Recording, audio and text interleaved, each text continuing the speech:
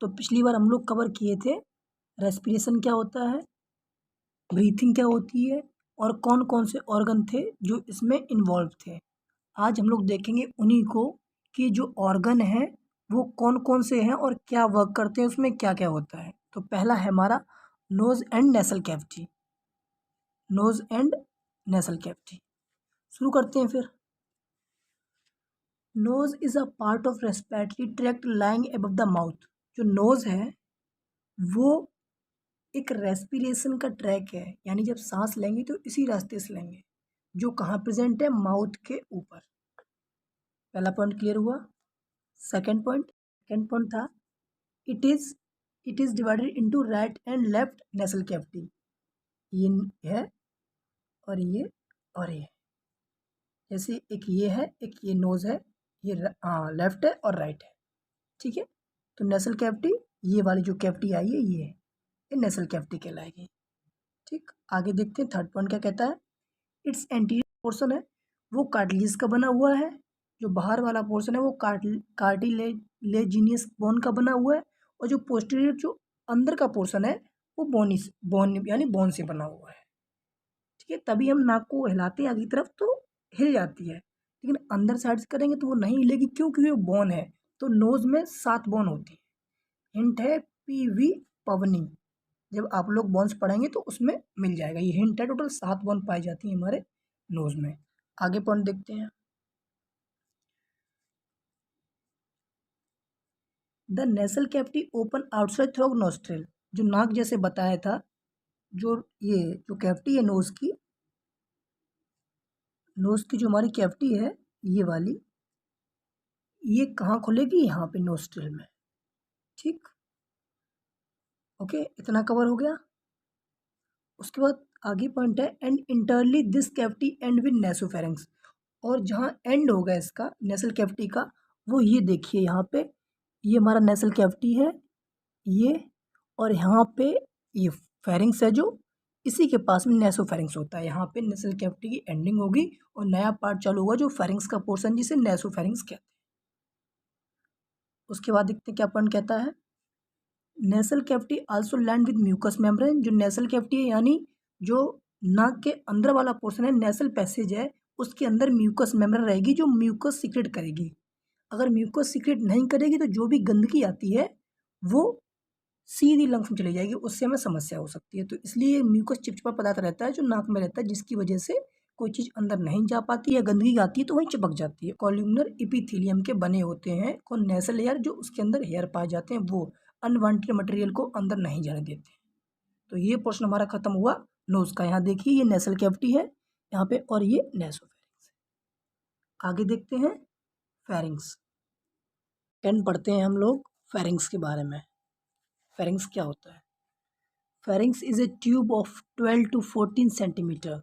जो फेरिंग्स है, ये जो फेरिंग्स के 3 पोर्शन है, ये कितना 12 से 14 सेंटीमीटर तक होते हैं, ठीक, अप्रॉक्स। ओके, आगे क्या बोला गया है? That extend the base of skull to the level of 5th cervical vertebra. यानी जो ये ब्रेन का बेस है, यानी खोपड़ा का जो बेस है, यहाँ से शुरू होके और जो C5 यानी जो नेक रीजन है C1 to C7, तो ब्रेन से C1 जो रीढ़ की हड्डी है उसका जो पहला देखो जहाँ शुरुआत होती है वो C1 है, तो C1 से लेके C5 तक के रीजन तक फेरिंग्स रहेगा, ऐसा यहाँ लिखा हुआ है, ठीक है। आगे सेकंड पॉइंट देखते हैं। सेकंड पॉइंट कहता है this is place where respiratory tract and digestive tract cross to each other, so it make a common passage of both system. यही एक ऐसा पोर्शन है जहाँ हमारा सांस वाली नली और खाने वाली नली दोनों यहीं पे गिरेंगी आके माउथ के बाद में। भाई ओरल कैविटी है तो फेरिंग्स वाले पोर्शन में ही सांस भी आएगी इसी रास्ते पे और इसी रास्ते से खाना भी आएगा। ये फेरिंग, इसलिए इसे हम common passage of both system कहते हैं, दोनों सिस्टम यहाँ मिलते हैं, इसलिए फेरिंग्स का नाम क्या है? कॉमन पैसेज है, जहाँ पे रेस्पिरेटरी ट्रैक्ट और डाइजेस्टिव ट्रैक्ट दोनों मिलती हैं। तो समझ में आ गया, ठीक है। आगे आते हैं। It is divided into 3 parts, 3 भागों में बांटा गया है। नेसोफेरिंग्स, ये वाला पोर्शन, नेसोफेरिंग्स मतलब जहाँ पे हमारा नेजल कैविटी एंड हो रही थी, ठीक है, यानी नेसल पैसेज की एंडिंग नेसोफेरिंक्स कहलाएगी। ओके, और सेकंड वाला कौन सा है हमारा, ओरोफेरिंक्स। जो ओरल कैविटी है उसकी एंडिंग, जहाँ पे माउथ एंड होता है, ओरोफेरिंक्स कहलाएगा वो। ठीक है, और थर्ड कौन सा है, थर्ड वाला लैरिंगोफेरिंक्स। यहाँ पे क्या होता है, जैसे ये वाला गला वो है हमारा गला, तो यहाँ पे एक पत्ती के लाइक की इपिग्लोटिस लगी होती है, इपिग्लोटिस इसी में, कौन से लैरिंगोफेरिंक्स वाले पोर्शन में। ये पोर्शन है गले का, वो ग्लोटिस है, और जो पत्ती की तरीके से लगी हुई है वो हमारी इपिग्लोटिस है। तो यानी जब हम खाना निगलते हैं तो इपिग्लोटिस बंद हो जाती है और खाना ऑसिफैक्शन चला जाता है, और जैसे ही खाना ऑसिफैक्शन जाता है वैसे ही इपिग्लोटिस खुल जाती है। तो ये कहाँ मिलेगी हमको, लैरिंगोफेरिंक्स में, हमारा लैरिंग्स, जिसको हम साउंड बॉक्स के नाम से भी जानते हैं। ठीक है, इसे पढ़ते हैं। Larynx also known as sound box, larynx को हम साउंड बॉक्स भी कहते हैं या वॉइस बॉक्स भी कहते हैं, क्योंकि इसमें वोकल वोकल कॉर्ड प्रेजेंट रहती हैं जो आवाज़ प्रोड्यूस करती हैं। It is small thin walled, पतली होती है इनकी wall, tubular part present in neck, neck में एक ट्यूबुलर फॉर्म में पार्ट रहता है। एपिक्स ऑफ ट्रैकिया, जो कहाँ पाया जाता है, ट्रैकिया के, जो ये ट्रैकिया है इसके जस्ट ऊपर लैरिंग्स मिलेगा। It also connect the lower part of pharynx and trachea, यहाँ पे देखियो हमारा फेरिंग्स खत्म हुआ था और यहाँ ट्रैकिया है, तो इन दोनों के बीच में जो पोर्शन है वो दोनों को कनेक्ट करता है, ऐसे कह सकते हैं, किसको, फेरिंग्स को, ट्रैकिया को। उसके बाद देखते हैं आगे,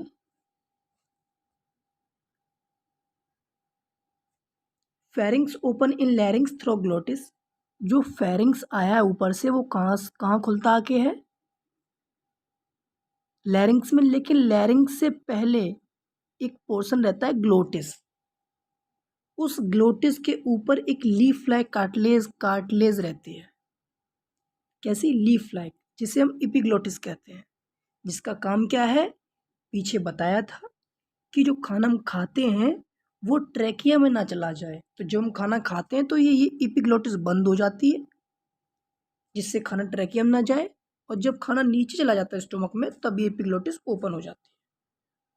तो एक बहुत अच्छा क्वेश्चन है, लैरिंग्स का जो फर्स्ट है, ठीक है, जहाँ खुलता है लैरिंग्स ओपन होता है जहाँ पे, वहाँ पे ग्लोटिस है, उस ग्लोटिस के ऊपर इपिग्लोटिस है, जो क्या काम करती है, खाना ट्रैकिया में ना चला जाए, श्वास नली में ना चला जाए, जिससे लंग्स को समस्या हो, तो वो हेल्प करता है एपिग्लोटिस।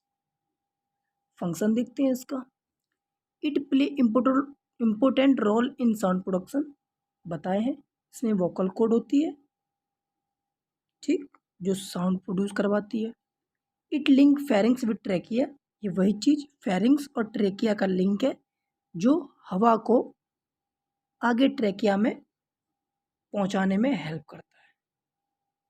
ठीक, इतना हो गया लैरिंग्स के बारे में, इतना बहुत है। आगे अगर साउंड बॉक्स की वो पढ़ेंगे मैकेनिज्म तो लैरिंग्स बहुत बड़ा हो जाएगा, एग्जाम के लिए इतना पॉइंट ऑफ व्यू बहुत है। आते हैं ट्रैकिया के बारे में, जिसको हम विंड पाइप भी कहते हैं। Trachea is hollow, trachea is a hollow tube, trachea एक खोखली ट्यूब है जो 11 से 12 सेंटीमीटर लंबी होती है।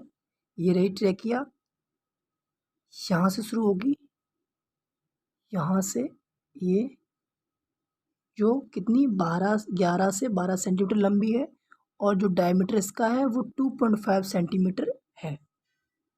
It extend from the base of larynx to thoracic cavity, यानी लैरिंग्स के बेस से शुरू होगी और ब्रीस्ट बोन है जो नीचे स्टर्नम, वहाँ तक ये चलेगी। उसके बाद the trachea begin just under the larynx, यानी वर्क्स बॉक्स के जस्ट नीचे से शुरू होगी, and run down behind the breast bone, और ब्रीस्ट बोन है जो हमारी छाती के जो बीच में हड्डी है स्टेनम, ठीक, वहाँ तक जाएगी। The trachea then divide into two smaller, उसके बाद में ट्रैकिया दो भागों में बट जाएगी, जिसको हम ब्रोंकाई कहते हैं। अब यहाँ पे right main bronchi, right lungs, और left main bronchi, left lungs, लेकिन इसके अंदर फिर ये अलग डिवीज़न होगा जिसे हम ब्रोंक्यूल का नाम देंगे, जिसे आगे वाली वीडियो में कंटिन्यू करेंगे।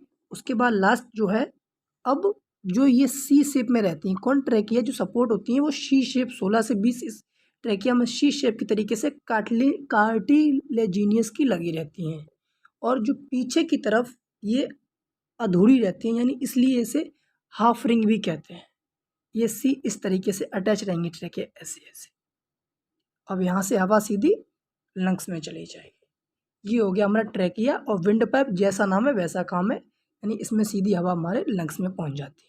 अब नेक्स्ट क्या रह गया, ब्रोंकियाई, ब्रोंक्यूल्स, एल्वोलाई, लंग्स।